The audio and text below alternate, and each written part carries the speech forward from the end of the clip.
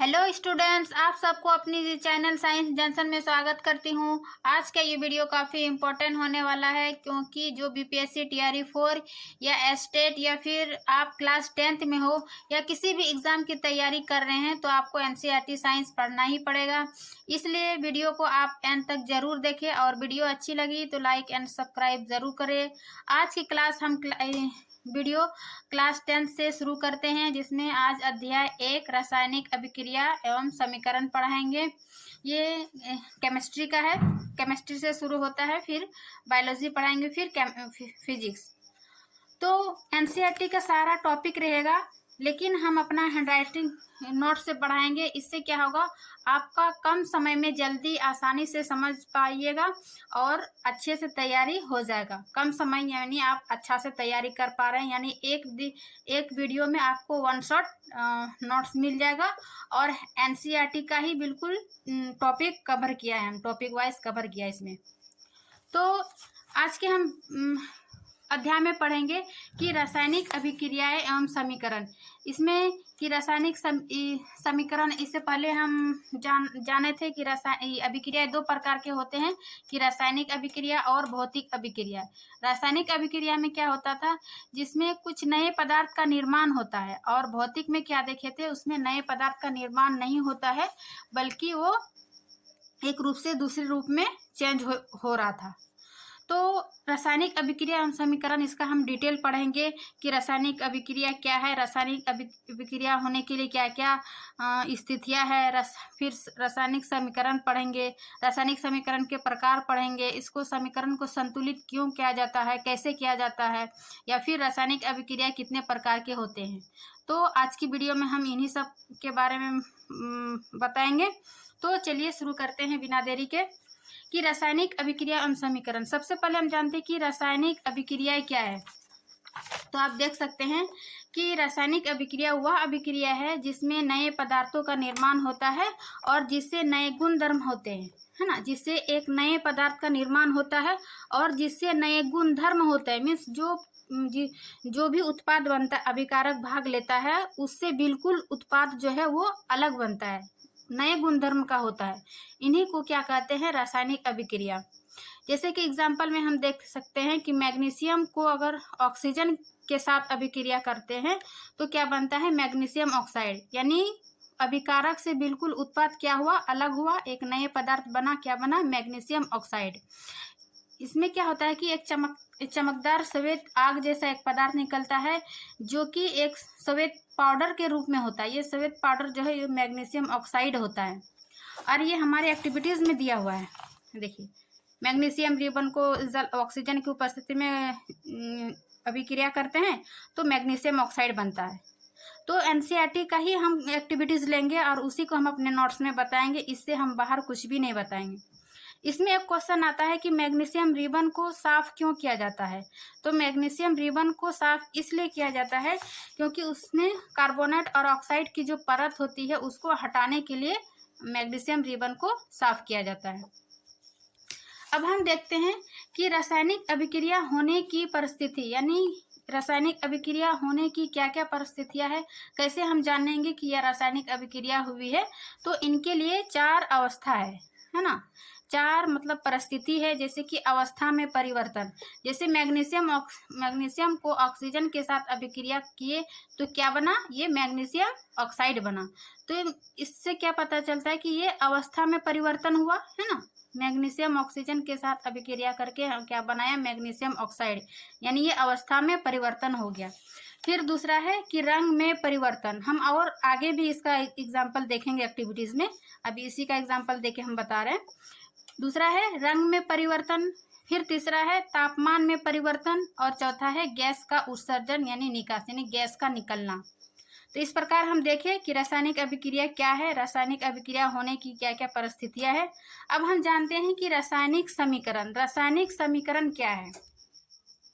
तो जब रासायनिक अभिक्रिया को सूत्र या संकेत के माध्यम से लिखा जाता है तो उसे रासायनिक समीकरण कहलाती है ना। जब उसी रासायनिक अभिक्रिया को सूत्र या संकेत के माध्यम से लिखा जाता है, जैसे कि मैग्नीशियम को क्या लिखिए, Mg, ऑक्सीजन को क्या लिखिए, O2 और फिर उसी के साथ अभिक्रिया करने से क्या बना, मैग्नीशियम ऑक्साइड। यानी इसको सूत्र या फॉर्मूला से लिखिए। तो यही है रासायनिक समीकरण। अब है कि रासायनिक समीकरण के दो भाग होते हैं। जैसे कि जो पदार्थ रासायनिक अभिक्रिया में भाग लिया वो अभिकारक कहलाया, जैसे कि मैग्नीशियम और ऑक्सीजन, ये दोनों रासायनिक समीकरण में भाग लिया है ना, तो इसको क्या कहेंगे, अभिकारक। अभिकारक। और दूसरा जो अभिकारक हमेशा बायां साइड होता है, यानी लेफ्ट साइड, और उत्पाद जो बनता है वो राइट साइड बनता है। तो अभी उत्पाद क्या हुआ, जो अभिक्रिया में होने के बाद जो नया पदार्थ बनता है वो उत्पाद कहलाता है ना। तो इस प्रकार देखें कि रासायनिक समीकरण के दो भाग होते हैं, एक है अभिकारक और दूसरा है उत्पाद। अभिकारक में जो पदार्थ रासायनिक अभिक्रिया में भाग लेते हैं उसको अभिकारक कहते हैं, और उत्पाद में क्या होता है, अभिक्रिया होने के बाद नए पदार्थ बनता है ना, नए पदार्थ बनता है उसको उत्पाद कहते हैं। जैसे मैग्नीशियम ऑक्साइड और इसका उदाहरण मैग्नीशियम ऑक्सीजन लेते हैं। तो इस प्रकार हम देखें रासायनिक समीकरण। अब हम आगे देखते हैं कि रासायनिक समीकरण जो है वो दो प्रकार के होते हैं, है ना। रासायनिक समीकरण दो प्रकार के होते हैं, एक है संतुलित रासायनिक समीकरण और दूसरा है असंतुलित रासायनिक समीकरण। संतुलित में क्या होता है कि जब अभिकारक व उत्पाद, है ना, जब अभिकारक व उत्पाद के द्रव्यमान बराबर होता है, यानी लेफ्ट हैंड साइड बराबर राइट हैंड साइड। जैसे कि मैग्नीशियम को ऑक्सीजन के साथ अभिक्रिया किए तो क्या बना, मैग्नीशियम ऑक्साइड। तो जब हम मैग्नीशियम, जैसे ऑक्सीजन 2 है तो इधर भी 2 होना चाहिए। अगर 2 यहाँ लिखते हैं तो मैग्नीशियम का संतुलित नहीं हो पाता है। इसलिए यदि 2 मैग्नीशियम लिए ऑक्सीजन का 2, तो यहाँ 2 लगाने से क्या होगा, मैग्नीशियम का 2 और ऑक्सीजन 2, यानी दोनों तरफ उत्पाद की संख्या बराबर है ना। तो इसको संतुलित रासायनिक समीकरण कहते हैं। दूसरा उदाहरण जिंक प्लस सल्फ्यूरिक अम्ल। ये आपका ही बुक का ही एग्जाम्पल लिए हम, है ना। जैसे जिंक प्लस सल्फ्यूरिक अम्ल और क्या बना, जिंक सल्फेट प्लस हाइड्रोजन। तो इसको जैसे जिंक की संख्या इधर क्या है, 1 है, तो इधर भी 1 है। हाइड्रोजन क्या है, 2 है, तो इधर भी 2 है। H2 इधर 4 है, तो इधर SO4 है ना। सल्फ्यूरिक अम्ल और जिंक सल्फेट। तो इस प्रकार ये एक क्या हुआ, ये संतुलित रासायनिक समीकरण। और दूसरी ओर देखते हैं दूसरा असंतुलित रासायनिक समीकरण। इसी को क्या कहते हैं, कंकाली रासायनिक समीकरण। यानी असंतुलित रासायनिक समीकरण को ही कंकाली रासायनिक समीकरण कहते हैं। ये आपके बुक में बीच बीच में दिया हुआ है। हम बुक से इसलिए नहीं पढ़ा रहे हैं क्योंकि बुक से काफ़ी टाइम लगेगा, और इससे जो हम मेन पॉइंट है देखिए, है ना, जो एग्जाम में पूछा जाते हैं उसी को निकाल के हम अपने नोट्स से बनाएं। इसीलिए आपको नोट्स में पढ़ने में बहुत आसानी होगा और आपको जल्दी समझ में आ जाएगा। तो जानते हैं असंतुलित रासायनिक समीकरण। इसमें क्या होता है कि जब अभिकारक व उत्पाद के द्रव्यमान बराबर नहीं होते हैं, है ना। संतुलित में क्या हुआ था, अभिकारक व उत्पाद के द्रव्यमान बराबर होता था, और इसमें अभिकारक व उत्पाद के द्रव्यमान क्या है, बराबर नहीं होते। जैसे कि मैग्नीशियम को ऑक्सीजन के साथ अभिक्रिया करवाए तो क्या हुआ, मैग्नीशियम ऑक्साइड, यानी कि यहाँ ऑक्सीजन 2 है और यहाँ 1 है। तो ये क्या हुआ, असंतुलित। जब तक हम यहाँ 2 नहीं लगाएंगे, यहाँ 2 नहीं लगाएंगे, तो ये संतुलित नहीं होगा। इस प्रकार की समीकरण को असंतुलित रासायनिक समीकरण कहते हैं, है ना। कभी कभी एग्जाम में संतुलित करने के लिए भी असंतुलित रासायनिक समीकरण डालता है और उसको संतुलित करने के लिए दिया जाता है। ये हम आगे बताएंगे कैसे संतुलित किया जाता है। अब आगे देखते हैं कि रासायनिक समीकरण को संतुलित क्यों किया जाता है। आ ही गया, देखिए रासायनिक समीकरण को संतुलित करते हैं, लेकिन संतुलित क्यों किया जाता है ये क्वेश्चन पूछा जाता है। जैसे कि हम क्लास 9th में पढ़ें या फिर हम पढ़ेंगे कि द्रव्यमान संरक्षण के नियम के कारण। द्रव्यमान संरक्षण के नियम क्या था कि इसके अनुसार ना तो कोई उत्पन्न होता है किसी पदार्थ, ना तो किसी उत्पन्न होता है, और ना ही यहाँ पर लिखिए रासायनिक अभिक्रिया के द्रव्यमान की ना तो उत्पत्ति होती है और ना ही विनाश। इसलिए इसको संतुलित किया जाता है। जब इस नियम के अनुसार ना तो किसी की उत्पत्ति होती है ना तो विनाश, तो फिर संतुलित में क्या करते हैं, हम वही करते हैं, जितना इधर अभिकारक में जितना रहता है उसी को उत्पाद में उतना ही दर्शाते हैं। इसी को तो संतुलित रासायनिक समीकरण कहते हैं ना। जैसे कि मैग्नीशियम यहाँ 2 है तो यहाँ भी मैग्नीशियम 2 है, ऑक्सीजन 2 है तो यहाँ भी ऑक्सीजन 2 है, कोई नया इससे कम या ज़्यादा हुआ नहीं। तो इसी को कहते हैं द्रव्यमान संरक्षण के नियम के कारण ही रासायनिक समीकरण को संतुलित किया जाता है। और द्रव्यमान संरक्षण का नियम क्या है, तो ये है। अब हम जानते हैं कि रासायनिक अभिक्रिया पढ़ लिए, रासायनिक समीकरण पढ़ लिए, उसका प्रकार पढ़ लिए। अब देखते हैं आपके बुक में दिया हुआ है कि रासायनिक समीकरण, रासायनिक अभिक्रिया के प्रकार, तब उसके हम बारे में जानेंगे कि रासायनिक अभिक्रिया के कितने प्रकार हैं। तो रासायनिक अभिक्रिया के 5 प्रकार है। नंबर 1 संयोजन अभिक्रिया, नंबर 2 वियोजन अभिक्रिया, नंबर 3 विस्थापन अभिक्रिया, नंबर 4 द्विविस्थापन अभिक्रिया और नंबर 5 में आता है रेडॉक्स अभिक्रिया। अब हम एक एक करके आइए जानते हैं इसका डिटेल। देखिए सबसे पहले हम देखें कि संयोजन अभिक्रिया। तो संयोजन अभिक्रिया क्या है, इसका नाम से ही पता चलता है। संयोजन मीन्स मिला हुआ। जब 2 या 2 से अधिक अभिकारक मिलकर एक नया उत्पाद बनाते हैं तो उसे क्या कहते हैं, उसे संयोजन अभिक्रिया कहते हैं। जैसे कि मैग्नीशियम और ऑक्सीजन को, इसमें क्या है, 2 अभिकारक मिलाए तो ये 2 अभिकारक मिलकर क्या बनाया, एक उत्पाद बनाए, यानी मैग्नीशियम ऑक्साइड बना, है ना। तो इस प्रकार के अभिक्रिया को क्या कहते हैं, संयोजन अभिक्रिया। वही दूसरा उदाहरण है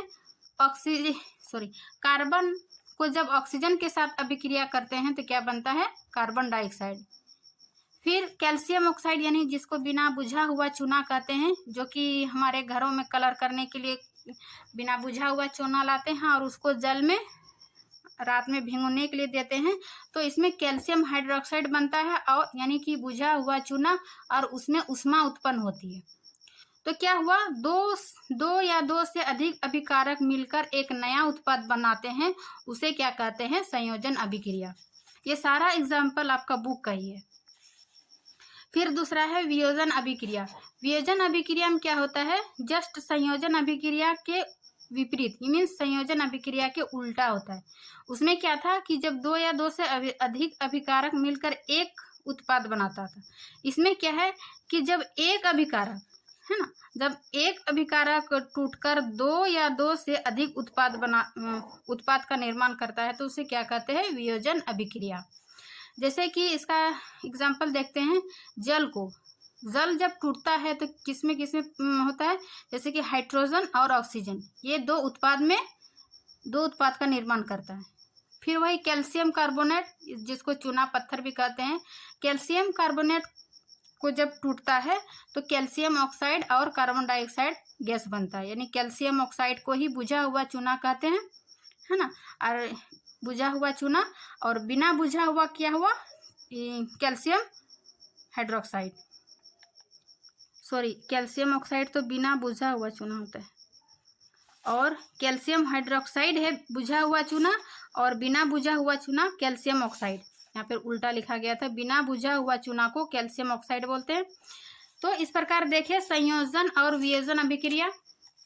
अब हम तीसरा देखते हैं विस्थापन अभिक्रिया। देखिए विस्थापन, नाम से ही पता चलता है कि विस्थापन मीन्स ये अलग हो रहा है, विस्थापित हो रहा है। इसमें देखते हैं कि जब अधिक अभिक्रियाशील तत्व कम अभिक्रियाशील तत्व को विस्थापित कर देता है तो उसे विस्थापन अभिक्रिया कहते हैं।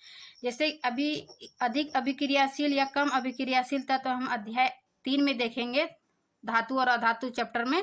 अभी फिलहाल इतना समझ लीजिए कि जब अभिक्रिया में जो अधिक अभिक्रियाशील रहता है वो कम अभिक्रियाशील को विस्थापित कर देता है, मीन्स हटा देता है, उसी को क्या कहते हैं, विस्थापन अभिक्रिया। जैसे यहाँ एग्जाम्पल है कि कॉपर सल्फेट, है ना, कॉपर सल्फेट प्लस आयरन के साथ जब अभिक्रिया करते हैं तो जैसे ये कॉपर आयरन, तो आयरन कॉपर से अधिक अभिक्रियाशील है, इसलिए आयरन क्या करेगा, ये कॉपर को विस्थापित कर देगा, है ना। आयरन क्या करेगा, कॉपर को विस्थापित करके आयरन सल्फेट बनाएगा और कॉपर को अलग कर देगा, यानी उससे हटा देगा, विस्थापित कर देगा। तो इस प्रकार देखें कि कॉपर से अधिक अभिक्रियाशील आयरन है, इसलिए आयरन क्या करे, अधिक अभिक्रियाशील धातु को कम अभिक्रियाशील तत्व से अलग कर देता है, विस्थापित कर देता है। तो इस प्रकार अभिक्रिया को विस्थापन अभिक्रिया कहते हैं। इस प्रकार का एग्जाम्पल जो है एग्जाम में पूछ दिया जाता है कि कौन सा इसमें से विस्थापन अभिक्रिया है। फिर दूसरा उदाहरण है कॉपर क्लोराइड। कॉपर क्लोराइड को जब लेड यानी पीबी के साथ अभिक्रिया करवाते हैं तो क्या बनता है, लेड क्लोराइड और कॉपर। इसमें क्या पता चला कि पीबी जो है कॉपर से अधिक अभिक्रियाशील है, तभी ना ये कॉपर को विस्थापित करके हटाया और ये लेड के साथ क्लोराइड के साथ क्या किया, लेड क्लोराइड का निर्माण किया और कॉपर को विस्थापित कर दिया। इस प्रकार हम तीसरा भी देखें कि विस्थापन अभिक्रिया क्या है। अब हम आगे देखते हैं चौथा है कि द्विविस्थापन अभिक्रिया, है ना। एक विस्थापन अभिक्रिया जिसमें एक तत्व का विस्थापित होता था और द्विविस्थापन में हम देखेंगे इसमें दो तत्व का विस्थापित होगा। मीन्स एक समीकरण में दो तत्व हटेगा। जैसे कि जब अभिकारक के बीच इसमें क्या होता है, आयनों का आदान प्रदान होता है तो उसे द्विविस्थापन अभिक्रिया कहते हैं। अब आयन क्या है, आयन जो है वो धातु, सभी धातु प्राय आयन पॉजिटिव धन आयन बनाता है और धातु जो है वो ऋण आयन बनाता है। तो इसमें धातु पॉजिटिव और नेगेटिव क्या करते हैं, एक दूसरे को विस्थापित कर देते हैं, दो तत्व। जैसे कि सोडियम है ना, sodium sulphate plus barium chloride. इस दोनों में हमेशा याद रखिएगा द्विविस्थापन अभिक्रिया में कि हमेशा फर्स्ट जो है वो 4 के साथ जाएगा और दूसरा जो है तीसरा के साथ जाएगा, या तीसरा दूसरा के साथ जाएगा, या चौथा पहला जाएगा। इस प्रकार ये वाला याद रखिएगा।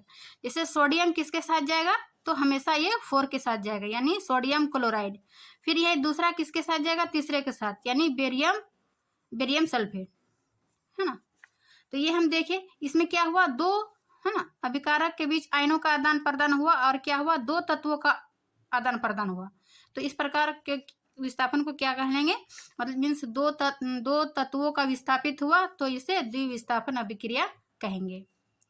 अब पांचवा है रेडॉक्स अभिक्रिया। रेडॉक्स अभिक्रिया में क्या होता है कि इसमें उपचयन एवं अपचयन यानी ऑक्सीडेशन और रिडक्शन दोनों क्रियाएं साथ साथ होती है, तो इसी को क्या कहते हैं, रेडॉक्स अभिक्रिया।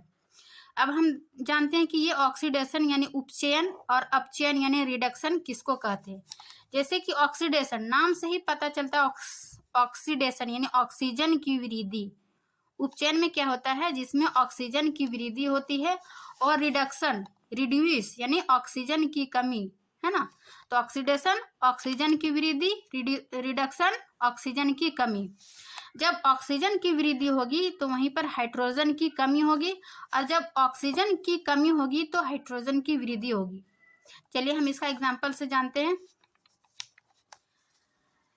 जैसे कॉपर, है ना, कॉपर हमारे वातावरण में जो ऑक्सीजन रहता है उसके साथ अभिक्रिया करके क्या बनाता है, ये कॉपर ऑक्साइड। तो ये कॉपर जो हुआ इसमें क्या हुआ, ऑक्सीजन की वृद्धि हुआ, है ना, तो ये कॉपर ऑक्साइड बन गया। वही दूसरा जो है, जब कॉपर ऑक्साइड को हम हीट करते हैं तो ये क्या बनता है, कॉपर, ये ऑक्सीजन हट जाता है यानी ऑक्सीजन की कमी यानी रिडक्शन अभिक्रिया हुआ, तो ये कॉपर और ऑक्सीजन अलग अलग हो जाती है ना। तो इस प्रकार हम देख रहे हैं कि रेडॉक्स अभिक्रिया में जो है उपचयन एवं अपचयन यानी ऑक्सीडेशन और रिडक्शन दोनों अभिक्रियाएं साथ साथ होती है। दूसरा एग्जांपल हम देख सकते हैं, कॉपर ऑक्साइड को जब हाइड्रोजन के साथ उस अभिक्रिया करते हैं और उसको हीट करते हैं तो ये क्या होता है, कॉपर और जल का निर्माण करता है। तो कॉपर ऑक्साइड जो है इससे क्या हुआ, ऑक्सीजन की कमी यानी ऑक्सीजन हट गया, तो ऑक्सीजन हटने से क्या हुआ, रिडक्शन अभिक्रिया यानी अपचयन अभिक्रिया। वही दूसरी ओर हाइड्रोजन था, हाइड्रोजन से क्या हुआ, हाइड्रोजन में क्या हुआ, ऑक्सीजन की वृद्धि करके क्या बनाया, जल का निर्माण किया, यानी ऑक्सीजन की वृद्धि क्या हुआ, उपचयन यानी ऑक्सीडेशन। तो इस प्रकार हम कह सकते हैं कि रेडॉक्स अभिक्रिया जो है उसमें ऑक्सीडेशन और रिडक्शन दोनों अभिक्रियाएं साथ साथ होती है। अब हम आगे बढ़ते हैं कि ऊष्मा के आधार पर जो है अभिक्रिया दो प्रकार के होते हैं। अभिक्रिया हम देखें कि 5 प्रकार के हुआ समीकरण से, लेकिन ऊष्मा के आधार पर जो है वो अभिक्रियाएं 2 प्रकार के होते हैं। क्या क्या, ऊष्मा क्षेपी और ऊष्मा शोषी। ऊष्माक्षेपी में क्या होता है, इसके फलस्वरूप ऊष्मा का निर्माण होता है ऊष्माक्षेपी में, और वही ऊष्माशोषी में है जो है कि वो ऊष्मा को एब्जॉर्ब करता है अपने और। तो देखते हैं ऊष्माक्षेपी और ऊष्माशोषी। नहीं, उदाहरण से समझते हैं कि ऊष्माक्षेपी अभिक्रिया जो है वह अभिक्रिया जिसमें उत्पाद के साथ साथ क्या हुआ, ऊष्मा है ना, ऊष्मा उत्पन्न होती है, उसको ऊष्माक्षेपी अभिक्रिया कहते हैं। जैसे कि कार्बन को यदि हम ऑक्सीजन के साथ अभिक्रिया करते हैं तो क्या बनता है, कार्बन डाइऑक्साइड गैस और ऊष्मा उत्पन्न होती है ना, इसका मतलब हुआ ऊष्मा उत्पन्न निकल रही है। तो इस प्रकार ये ऊष्माक्षेपी अभिक्रिया हुआ। दूसरा क्या है, ऊष्माशोषी, मीन्स ऊष्मा का अवशोषण, वह अभिक्रिया जिसमें उत्पाद के साथ जो है वह ऊष्मा का अवशोषण यानी एब्जॉर्ब होता है, उसे क्या कहते हैं, ऊष्माशोषी अभिक्रिया कहते हैं। इसका एग्जांपल हम देख सकते हैं, जैसे कैल्शियम कार्बोनेट को यदि हीट के साथ अभिक्रिया करते हैं तो क्या बनता है, calcium oxide plus carbon dioxide, यानी बुझा हुआ चूना और कार्बन डाइऑक्साइड गैस हुआ। इस प्रकार हम देखें कि इसमें क्या हुआ, ऊष्मा का अवशोषण, यानी ये कैल्शियम कार्बोनेट जो है वो अपने साथ ऊष्मा को अब्जॉर्ब कर लिया, है ना। तो इस प्रकार की अभिक्रिया को क्या कहते हैं, ऊष्माशोषी अभिक्रिया। अब जो हम पीछे वियोजन अभिक्रिया पढ़े थे, जैसे 2 नंबर में, है ना, वियोजन अभिक्रिया में हम क्या पढ़े थे कि जब एक अभिकारक टूटकर 2 या 2 से अधिक उत्पाद का निर्माण करता है तो उसे वियोजन अभिक्रिया कहते हैं, यानी ये संयोजन अभिक्रिया के जस्ट विपरीत। वियोजन अभिक्रिया को जो है उसको 3 भाग होते हैं, यानी 3 भागों में बांटते हैं वियोजन अभिक्रिया। आइए जानते हैं कि 3 भाग उसका क्या क्या क्या है। यानी वियोजन अभिक्रिया के 3 भाग होते हैं। नंबर 1 ऊष्मीय वियोजन, नंबर 2 विद्युतीय वियोजन, नंबर 3 प्रकाशीय वियोजन। देखिए नाम से ही पता चलता है कि ऊष्मीय वियोजन में क्या होता है, ऊष्मा की उपस्थिति में जब अभिक्रिया टूटता है तो उसको वियोजन अभिक्रिया कहते हैं। इसका परिभाषा देखते हैं कि जब वियोजन अभिक्रिया ऊष्मा के कारण टूटता है ना, नाम से ही ऊष्मीय यानी ऊष्मा के कारण जो अभिक्रिया टूटता है उसको क्या कहते हैं, वियोजन अभिक्रिया। जैसे कि यहाँ फेरस सल्फेट है ना, फेरस सल्फेट का रंग जो है हरा होता है, ये भी कभी कभी ऑब्जेक्टिव टाइप में क्वेश्चन में पूछ दिया जाता है कि फेरस सल्फेट का रंग किस प्रकार कैसे होता है, तो ये हरा होता है। तो जब फेरस सल्फेट को ऊष्मा के साथ अभिक्रिया करते हैं तो ये फेरिक ऑक्साइड और ये सल्फर ऑक्साइड और ये SO3 यानी ये लाल भूरे रंग का फेरिक ऑक्साइड में टूट जाता है ऊष्मा के कारण। फिर दूसरा है विद्युतीय वियोजन। विद्युतीय नाम से पता चलता है कि विद्युत के कारण जो टूटता है, यानी जब वियोजन अभिक्रिया विद्युत के कारण टूटता है तो वैसे अभिक्रिया को विद्युतीय वियोजन अभिक्रिया कहते हैं। जैसे कि जल को यदि विद्युत से अभिक्रिया कराएंगे तो क्या होगा, हाइड्रोजन और ऑक्सीजन अलग अलग हो जाएगा, है ना। तो ये विद्युत के कारण अलग अलग हुआ, टूटा, इसीलिए इसको क्या कहते हैं, विद्युतीय वियोजन अभिक्रिया। फिर तीसरा है प्रकाशीय वियोजन अभिक्रिया। प्रकाशीय वियोजन अभिक्रिया में क्या होता है, प्रकाश के ही कारण जब टूटता है, जैसे कि जब वियोजन अभिक्रिया सूर्य के प्रकाश के कारण टूटता है तो उसको प्रकाशीय वियोजन अभिक्रिया कहते हैं। जैसे कि AgCl यानी सूर्य के प्रकाश के कारण टूटता है, तो यानी Ag सिल्वर क्लोराइड को जब सूर्य के प्रकाश के कारण टूटता है तो Ag अलग हो जाता है और क्लोराइड अलग हो जाता है ना। अब बीच आपके NCERT के ही बीच में पॉइंट दिया हुआ है, उसी पॉइंट को हम उठाए हैं। जैसे कि एक है अवक्षेपण अभिक्रिया, यानी कि अवक्षेपण अभिक्रिया क्या है, तो वह अभिक्रिया जिसमें अवक्षेप यानी कि जो अघुलनशील पदार्थ होता है, जो घुलनशील पदार्थ नहीं होता है उसका निर्माण हो जाता है, तो उसको अवक्षेपण अभिक्रिया कहते हैं। जैसे उदाहरण से समझ सकते हैं, जैसे सोडियम सल्फेट है, sodium sulphate plus barium chloride जब आपस में अभिक्रिया करते हैं तो क्या बनता है, sodium chloride plus barium sulphate. ये बेरियम सल्फेट जो है वो अवक्षेपण कहलाएगा। क्यों, क्योंकि ये जो है वो पानी में नहीं घुलता है, ये अघुलनशील पदार्थ हुआ। तो इस प्रकार अघुलनशील पदार्थ जो अभिक्रियाओं के दौरान बनता है उसको अवक्षेपण अभिक्रिया कहते हैं, है ना। यहाँ भी लिखें कि बेरियम सल्फेट को अवक्षेपण है क्योंकि यह पानी में घुलता नहीं है। अब हम समझते हैं कि रासायनिक समीकरण को ज्यादा सूचनापूर्ण बनाने की विधि, यानी कि रासायनिक समीकरण को संतुलित क्यों किया जाता है, रासायनिक समीकरण क्या है हम देखें। अब क्या है कि रासायनिक समीकरण को ज्यादा सूचनापूर्ण कैसे बनाते हैं। जैसे किसी समीकरण में हम लोग ऐसे लिखते हुए लिखा हुआ देखे होंगे, एस लिखा होगा, एल लिखा होगा, जी लिखा होगा, ए जी लिखा होगा। इसका क्या मतलब है, तो आइए जानते हैं कि इसको अधिक सूचनापूर्ण बनाने के लिए हम उसके क्या कहते हैं, भौतिक अवस्था को लिख कर करते हैं। जैसे कि जो कोई तत्व यदि ठोस है तो उसमें क्या लिखते हैं, एस यानी सॉलिड, है ना। तो इससे क्या पता चलता है कि ये तत्व जो है वो ठोस है। फिर एल लिखा हुआ रहता है, एल से लिक्विड, यानी ये तत्व जो है वो द्रव अवस्था में पाई जाती है। फिर गैस, गैस के लिए जी। जलीय विलयन यदि कोई तत्व है तो एक्यू लिखते हैं, यानी एक्वस। जैसे यहाँ एक उदाहरण से समझाया गया कि कैल्शियम ऑक्साइड, ये क्या है, एस, यानी ये सॉलिड है। वही जल, एल लिक्विड, ये अभिक्रिया से क्या बना, कैल्शियम हाइड्रोक्साइड, ये क्या है, एक जलीय विलयन है प्लस ऊष्मा। इसके अलावा आप जैसे कि जिस कारण भी अभिक्रिया टूटता है, जैसे ऊष्मा के कारण, विद्युत के कारण, तापमान के कारण, दाब के कारण, उत्प्रेरक के कारण, सूर्य के प्रकाश के कारण, देखिए ना अभी तो एरो देके जिस कारण भी टूटता है, अभिकारक के बाद एरो देते हैं, फिर क्या बनता है, उत्पाद। तो एरो के ऊपर जिस कारण से टूटता है उसको लिखते हैं इस प्रकार, है ना। और ये उत्प्रेरक क्या है, उत्प्रेरक वह रासायनिक की दर, उत्प्रेरक क्या करता है, ये रासायनिक दर को बढ़ा देता है या फिर घटा देता है। जैसे कि यदि हम दूध से दही बनाते हैं तो क्या होता है, या तो दूध को हम बहुत अधिक गर्म में भी नहीं जमा सकते हैं दही, और बहुत ठंडा में भी नहीं, उसको चाहिए कि इसके अनुसार, यानी हल्का हल्का गुनगुना दूध होना चाहिए, तभी ये दूध से दही बनेगा। तो ये भी एक प्रकार के क्या हुआ, उत्प्रेरक। उत्प्रेरक क्या हुआ कि ये रासायनिक दर को जो है वो बढ़ा देता है या तो घटा देता है।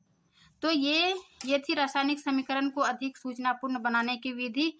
अब एक क्वेश्चन आता है सफेदी। सफेदी क्या है, जैसे कि हम दीवारों पर पेंट कराते हैं तो वो क्या पेंट करवाते हैं, जैसे कैल्शियम ऑक्साइड, है ना। कैल्शियम ऑक्साइड क्या था, बिना बुझा हुआ चूना, उसको जब हम जल के साथ अभिक्रिया करते हैं तो क्या बनता है, कैल्शियम हाइड्रोक्साइड, जो कि बुझा हुआ चूना कहलाते हैं, और उसके साथ ऊष्मा उत्पन्न हुआ।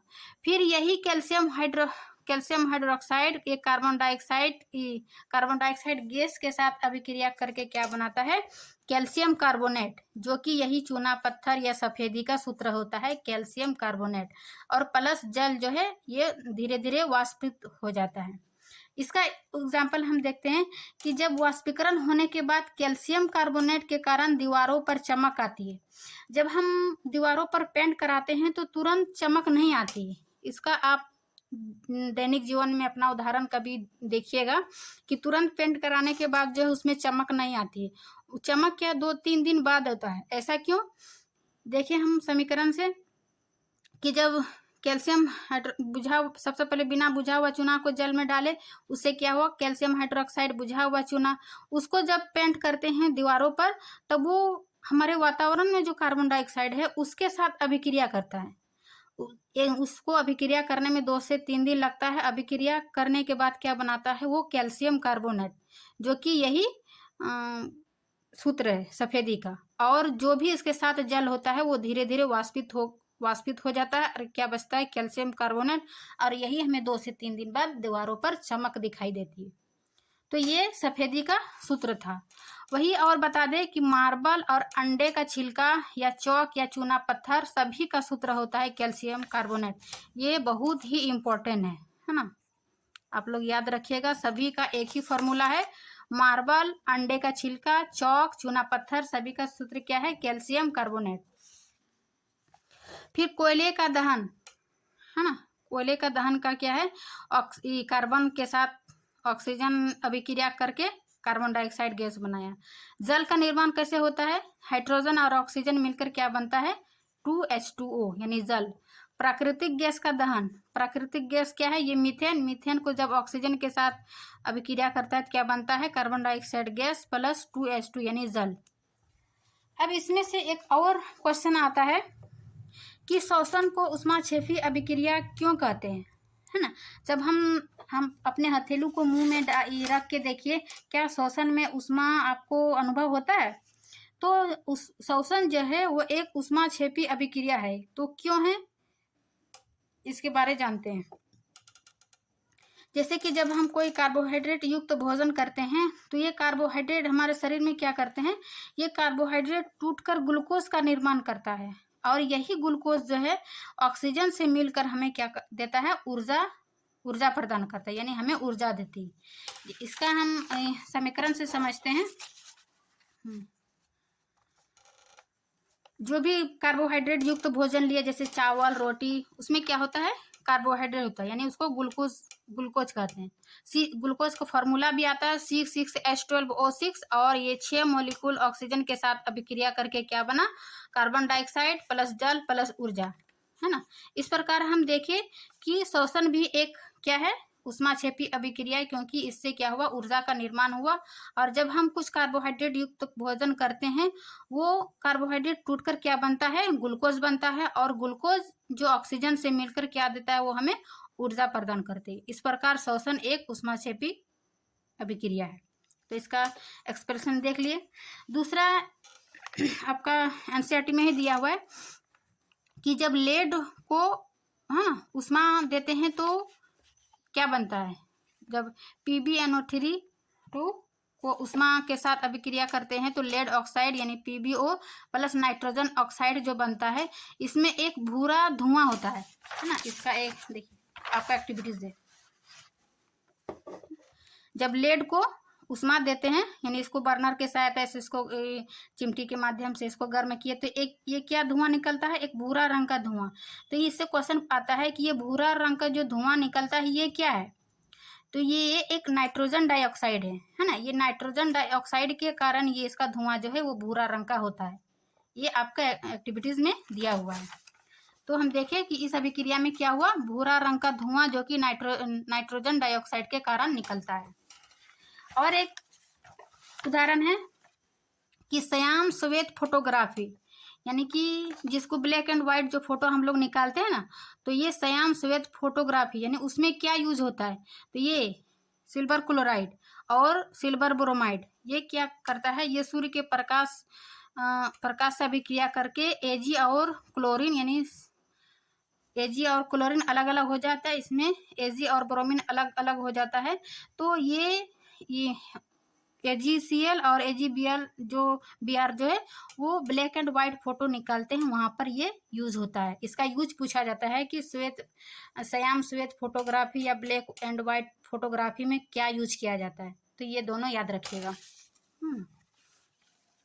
फिर एक और अभिक्रिया, जैसे अभिक्रिया दे दिया जाता है और पूछता है कि इनमें ये कौन सा अभिक्रिया है। जैसे हम विस्थापन में देखिए कि कॉपर सल्फेट और Fe, तो कॉपर की तुलना में ये Fe जो है वो अधिक अभिक्रियाशील तत्व है। तो ये अधिक अभिक्रियाशील तत्व कम अभिक्रियाशील तत्व को क्या करता है, विस्थापित कर दिया जाता है, मीन्स हटा दिया जाता है। तो क्या बना, FeSO4 और कॉपर हट गया। तो ये पहचान करने के लिए दिया जाता है कि क्या है, ये विस्थापन अभिक्रिया है। और कॉपर सल्फाइड जो है CuSO4 है जो है वो नीला रंग का रहता है, लेकिन बाद में फिर ये मलिन हो जाता है।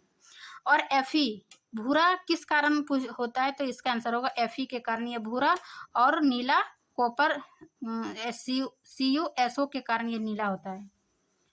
इसमें एक और विधि है, आपके एनसीईआरटी एंड में दिया हुआ है। यहाँ पर दिया हुआ है आपका कि हीट एंड ट्रायल विधि क्या है। हीट ट्रायल विधि रासायनिक समीकरण को जो संतुलित करते हैं वो किस विधि से संतुलित करते हैं, तो इसका आंसर होगा कि हीट एंड ट्रायल विधि से क्या करते हैं, हम रासायनिक समीकरण को संतुलित करते हैं। हीट एंड ट्रायल विधि क्या है कि यह रासायनिक समीकरणों को संतुलित करने की क्या है, एक विधि है। इसके अनुसार क्या होता है कि रासायनिक समीकरण के दोनों ओर, जिसमें अभिकारक एवं उत्पाद की तत्वों के परमाणु संख्या जो है वो बराबर होनी चाहिए, है ना। जो कि हम रासायनिक समीकरण के प्रकार में संतुलित रासायनिक समीकरण में पढ़े। है ना, संतुलित और असंतुलित।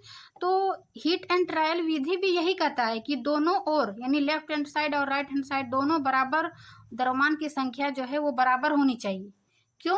क्योंकि द्रव्यमान संरक्षण के नियम के अनुसार, जैसे मैग्नीशियम ऑक्साइड, तो इधर भी दो ऑक्सीजन, दो मैग्नीशियम दो ऑक्सीजन, दो हाइड्रोजन, दो ऑक्सीजन, दो हाइड्रोजन, तो चार ऑक्सीजन, चार हाइड्रोजन, दो ऑक्सीजन, चार हाइड्रोजन, दो ऑक्सीजन। इस प्रकार हम क्या देखें कि रासायनिक समीकरण को संतुलित करने की जो विधि है उसको कौन सी विधि कहते हैं? हीट एंड ट्रायल विधि। अब हम चैप्टर के लास्ट की ओर चलते हैं। दिया हुआ है कि क्या आपके दैनिक जीवन में उपचयन अभिक्रिया के प्रभाव को देखा है? उपचयन में हम क्या देखे थे? उपचयन अपचयन यानी ऑक्सीडेशन और रिडक्शन में, जिसमें ऑक्सीजन की वृद्धि हो रहा था और एक में ऑक्सीजन की कमी, है ना। ये तो हमारे दैनिक जीवन में ये ऑक्सीडेशन और रिडक्शन का क्या क्या उदाहरण हो सकता है उसके बारे में हम देखते हैं। इससे एक उदाहरण है संक्षारण, जो सबसे आम है। संक्षारण क्या होता है कि जब कोई धातु अपने आसपास या तो बहुत अधिक अम्ल हो जाता है या आर्द्रता हो जाता है, मीन्स नमी आदि के संपर्क में आती है, तब ये संक्षारित हो जाता है और यह प्रक्रिया संक्षारण कहलाती है। इसका सबसे अच्छा उदाहरण है कि लोहे में जंग लगना। लोहे में जंग लगना हम अपने आसपास में देखते हैं। लोहे का जो गेट लगा रहता है, लोहे का पुल रहता है, उसमें क्या होता है? जंग लग के खराब हो जाता है। जैसे कि Fe लोहा है, ये जल और ऑक्सीजन के साथ अभिक्रिया करके क्या बनाया? FeO3 ferrous oxide. ये क्या लोहे जंग लगने का ही सूत्र है और ये 2H2। इससे जंग लगने से इसमें 3 क्वेश्चन पूछा जाता है किसी भी एग्जाम में। जैसे कि जब लोहा जंग लगता है तो वो कौन सा रंग का होता है? यानी Fe2O3 जो है ये लाल भूरे रंग का हो जाता है ना, लाल भूरे रंग का हो जाता है। और जब लोहे में जंग लगता है तो उससे क्या होता है? इसका वजन बढ़ता है, यानी इससे वजन बढ़ जाता है, इसका वजन। फिर है तीसरा कि जब लोहे में जंग लगता है तो उसकी मजबूती में कमी होती है या फिर ज़्यादा होती है? तो उसकी मजबूती में कमी होती है और उसकी वजन में बढ़ता है और ये लाल भूरे रंग का Fe2O3 बनाता है। तो संचारण का हम एक देखिए उदाहरण, लोहे में जंग लगना। दूसरा है जब चांदी के ऊपर काली परत पड़ जाना। चांदी कॉपर था, कॉपर जो ऑक्सीजन के साथ अभिक्रिया करके क्या बनता था? Copper oxide. तो ये कॉपर ऑक्साइड जो है ये काली पड़ जाती है। ये एग्जाम्पल ऑब्जेक्टिव में भी पूछता है कि कॉपर जो है वो जंग लगने के बाद कौन सा रंग हो जाता है? तो ये काली परत पड़ जाता है। फिर तांबे के ऊपर हरी परत चढ़ना। तांबे के ऊपर हरी और चांदी के ऊपर काली, और लोहे में जब जंग लगता है तो ये लाल भूरे रंग का हो जाता है। ये 3 पॉइंट आप जरूर याद रखिएगा। दूसरा है संक्षारण में उपचयन अभिक्रिया के उदाहरण में विकृत गंधिता। विकृत गंधिता क्या होता है? जिसमें खाद्य पदार्थ का उपचयन होता है ना। जब खाद्य पदार्थ जब खुले में जब रह जाता है बचा हुआ खाना, तो वो क्या करते हैं कि वायु की उपस्थिति में खाद्य पदार्थ का धीरे धीरे वो खराब हो जाता है ना। जब हम खाना बच जाता है और रख देते हैं तो वो वायु के साथ अभिक्रिया करके वो धीरे धीरे क्या होता है? वो खराब हो जाता है। इसमें सबसे अधिक खाद्य पदार्थों का उपचयन में हम देखते हैं तेलीय खाद्य सामग्री में, है ना। दुकानों में जो बहुत दिन तक तेल रखा हुआ रहता है और उसी को फिर फ्राई कर करके निकालता है, ये तो सबसे अधिक क्या होता है? तेलीय खाद्य सामग्री में विकृत गंधिता होने पर उसका स्वाद या गंध में बदल जाता है। तो इसके बचाव का एक उपाय बताया गया है आपके एनसीईआरटी में। जैसे कि चिप्स की थैली में जो है वो नाइट्रोजन गैस भरी जाती है, क्योंकि नाइट्रोजन गैस जो है वो कम अभिक्रियाशील गैस है, ताकि क्या होगा? ये अपचयन ना हो सके, है ना। अपचयन यानी इसमें ऑक्सीजन की इसमें उपचयित ना हो सके, ये खराब ना हो सके, है ना। तो नाइट्रोजन की गैस भरी जाती है ताकि ये उपचयित ना हो सके और इस प्रकार ये संचारित हो सके। फिर है अब जैसे कि लोहे में जंग लग जाता है, लोहे में जब जंग लग जाता है उसका बचाव के भी तो कुछ विधि होगा। तो इसके लिए एक है पेंट करना या फिर ग्रीस लगाना या फिर मिश्र धातु बनाना। मिश्र धातु मीन्स एक धातु और कोई भी उपधातु या अधातु मिला दिया जाता है, तो इस प्रकार मिश्र धातु बना के क्या होता है, जंग से बचाया जा सकता है। और ये सबसे इम्पोर्टेंट और लास्ट ये क्या है, गैल्वेनाइजेशन, जिसको यसद लेपन कहते हैं। इसमें क्या होता है, जैसे कि ये Fe लोहा हुआ है ना, इसके ऊपर जिंक की परत चढ़ाई जाती है, सॉरी, इसके ऊपर क्या है, जिंक की परत चढ़ाई जाती है। इसी को यसद लेपन या फिर गैल्वेनाइजेशन कहते हैं। तो इस 4 विधि से हम क्या करते हैं, लोहे को जंग से बचाया जा सकता है और हमारे सामान को सुरक्षित रख सकते हैं। तो ये थी आज का आपका कंप्लीट चैप्टर नंबर 1 रासायनिक अभिक्रिया एवं समीकरण। आप एनसीईआरटी आपका हर टॉपिक हमने अच्छे से कवर किए हैं। इस नोट्स में हम एनसीईआरटी का पूरा टॉपिक वाइज कवर किया है, और जो भी बीच बीच का क्वेश्चन है इसके अंदर, वो भी हमने सारा एक्टिविटीज़ को भी मैंने कवर किया है। और इस टाइप का जो वीडियो एनसीईआरटी जो हम नोट्स पढ़ाए हैं, उसको आप एक अच्छे से नोट्स बना लीजिएगा एक बार, तो आपको हमेशा काम में आ जाएगा। वीडियो अच्छी लगी तो लाइक एंड सब्सक्राइब ज़रूर करिए, और आप लोग कमेंट कीजिए कि आपको इसका जो क्वेश्चन आंसर है आपको वो भी चाहिए क्या, तो हम ये अभ्यास का भी क्वेश्चन आंसर बनाकर लाएंगे। आप कमेंट में ज़रूर बताइएगा कि आपको चाहिए, तो हम नेक्स्ट वीडियो में आपका ये अभ्यास का क्वेश्चन आंसर भी ले लेंगे। तो चलिए मिलते हैं नेक्स्ट क्लास में, तब तक के लिए आप लोग पढ़िए, अपना नोट्स बनाइए। वीडियो अच्छी लगी तो लाइक एंड सब्सक्राइब कीजिए। मिलते हैं नेक्स्ट क्लास में, तब तक के लिए थैंक यू।